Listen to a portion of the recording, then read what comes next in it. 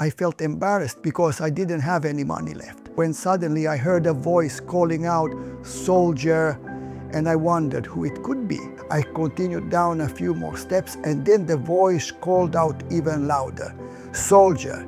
I quickly turned around and saw a tall, handsome man dressed in a fine suit, and with authority in his voice he said, "Soldier, come." He extended his hand to me, and I reached out my hand to him. He looked at me and said warmly, "Soldier, just keep serving God, and I wish you God's blessing." And as I turned away from him, I suddenly realized there was a bundle of money resting in my hand. And I quickly turned to thank him, but he was already gone. I looked around. There was absolutely nowhere for him to go. I searched the hall carefully. I stepped into the yard and looked around just in case, but he was nowhere to be found, completely vanished. And then I said, "Lord, is it possible for such a great experience to happen to me as a young soldier and a young believer?" Welcome, Zlatko. It's such a pleasure to have you with us today. And I know you have a beautiful story of your journey becoming a Christian and how God led you. Would you mind sharing some of that with us? I grew up in a very humble and extremely poor family. I am the 8th child. And when I was still very little, at 7 years old, I started first grade. And then our kind teacher asked us to bring money so they could buy us New Year's packages. I looked at my brother and he looked at me, knowing that we wouldn't be able to give that. However, we went home and waited for our father to come from work to tell him. And when I went outside, I saw him stumbling around. He was a little bit drunk. And when he came inside, I said to him, "Dad," that's what we called him, "the teacher said to give money so that they could buy us small New Year's packages." When he heard that, he suddenly shouted loudly, "No way, I'm going to do that." And then he roughly grabbed me by the ear and said harshly, never say that to me again." I got really scared, but I stayed completely silent, even though it hurt a lot. When we went to school the next day, the students came and paid, and the teacher said, "And you too? Did you bring the money?" I told the teacher, "We don't have money." "How come you don't have money? Look at your shoes. Your father is a shoemaker. How come you don't have money?" And we were silent. After a few days, she happily said, "Children, all of you come to the cultural center, and wonderful packages will be given to every single child." And I secretly hoped, and my brother too, that we would also finally receive those special packages.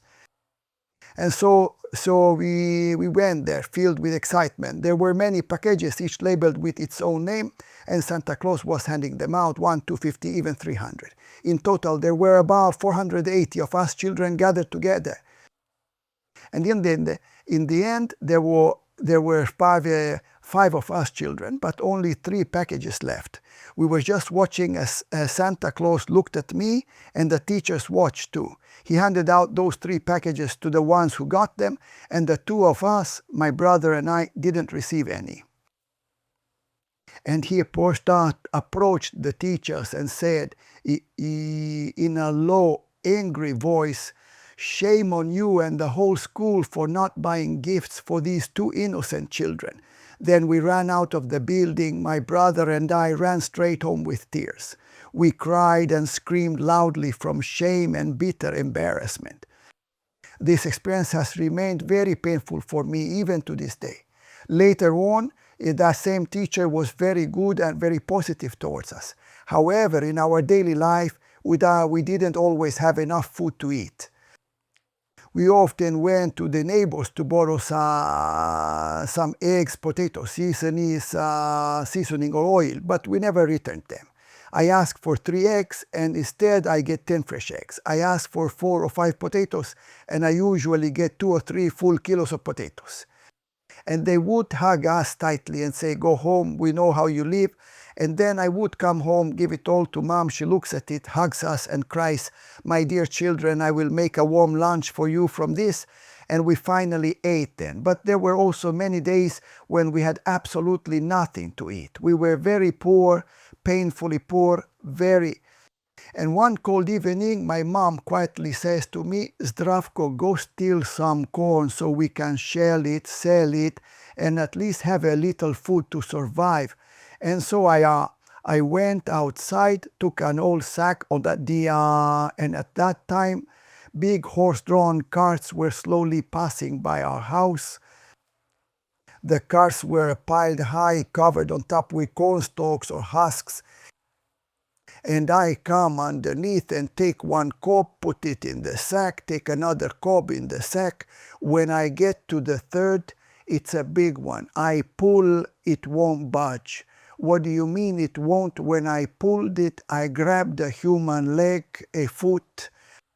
When he jumped down, he grabbed the whip and struck me sharply across the back. I took off running and he shouted, "Oh, stop, stop." I wasn't stopping, I was flying. I came home and I was very sad and a little ashamed. I said, Mom, this happened. I didn't succeed. She replied, it's okay, son. Don't worry. We'll try again tomorrow. That evening, my friends came over and asked, Steady, is there anything to eat? I said, no, nothing at all. And so we sat together in silence and finally agreed to just drink some water instead. And now whoever drinks more water and whose stomach sloshes more, that one is the winner. Drink water instead of food. There's no food for us. And in the end, one of my brothers somehow won because his stomach sloshed the most from all that water. However, the very next morning, our small beds were damp and cold from that same water. My life was not easy. We were, let's say, often belittled compared to my friends. They didn't want to hang out with us or play together. They avoided us completely. However, as I grew older, my brother kindly invited me to come with him to church. I said, I don't want to go to church. I was very much against it. I didn't love God. I cursed him. I was a big curser. I drank a lot and neglected school because of alcohol and because of my beard. However, I asked him, Jovo, are there really girls in the church? And he smiled and told me, come and see for yourself. And since it was already New Year's Eve, I decided instead to go visit one of the girls I had a crush on and celebrate New Year's Eve there. And my mom says to me, I don't have money to give you to buy the Pelinkovats you want to take there for New Year's. Pelinkovats is an alcoholic drink. I said, Mom, I know you have it, give it to me. She says, I don't have it, and that's it. And I lay on the bed thinking a bit about why she won't give it to me. When I looked at the clock, it was 6:30. I went into the room. Mom was still sleeping. I said, Mom, why did you go to bed so early? She opened her eyes and whispered, oh, my child, it's 6:30 in the morning. You slept through the whole night. At that moment, I was furious, angry, mad, boiling inside. Why didn't you wake me up to go to the celebration? My mother answered, son, I don't have the money to give you the things you asked for. And I cried out again, that's why, because of what you did to me. I will go to the Sabbath Keepers Church. My mother asked, you want to do the same as your brother? If you want to go, then you go too. So I went to my brother and said, Jovo, here I am. Let's go to church. He looked at me in surprise and asked, really? I replied with a smile, really, but go and check first if there are any girls. And he simply said, okay, come and you'll see. And I came to the church, to the yard, when two of them greet me, a younger brother, Ciplic Dragoljub, and an older one, Slavko Nicetic. How kindly they welcomed me. They hugged me with a smile. It was such a warm welcome. He was delighted when he heard that I was my brother's brother. And as I looked at them, I said to myself, is it really possible that they are this kind and welcoming? Then I entered the church, sat down quietly, and began to carefully observe the believers. And the old grandmothers, along with some younger women, came and sat down. And they were doing this. And I was just watching them. I didn't do that, but I want to be what they are. And I sat down and I And I leaned back and said to my brother, Yovo, I did everything you all are doing. He asked me, what did you do? I answered proudly, well, I was moving my chin and lips. No, he replied with a smile, they are praying. They were praying quietly and not speaking out loud. Oh, I said to Yovo, I was just acting like them. Well, anyways. And then we all stood up to sing together. I really like this song, I long for you, God. So Yova asked the youth leader to lead the church in singing that song again. And the whole church stood up and sang it just because of me. That was a truly inspiring and unforgettable moment for me. And then he said, let's bow our heads to pray to God. I bowed my head, but inside I was like, no way. I want to see what's happening around me. And I looked up and saw one person smiling like this. I said, this one is just like me, but he wasn't. He was a believer, but he was keeping an eye on me to see if I was doing something that's not right. I sat down, looked to see if there were any girls. I didn't see any. However, the next Saturday afternoon, I came to this church for the third time. I sat down, and on the left side I suddenly noticed a beautiful girl, 16 years and 4 months old. When I saw her, my heart started beating fast, just like this. I fell in love at that very moment, and as soon as I fell in love with her, I made a promise to God that if He gives her to me as a wife, as a girlfriend and wife, I will love him with all my heart and soul. And believe it or not, that very same day, I entrusted everything to God, absolutely everything in my life. From that moment on, I couldn't wait to be baptized. I couldn't wait, but the committee met and decided it couldn't happen that fast. Still, I was burning inside with longing and restlessness. When I saw her, I would sometimes go to her house, and she even kindly invited me for lunch. But deep down, I already knew she wasn't meant for me because I was very, very poor. What really held her back from accepting me was something that happened in the early springtime.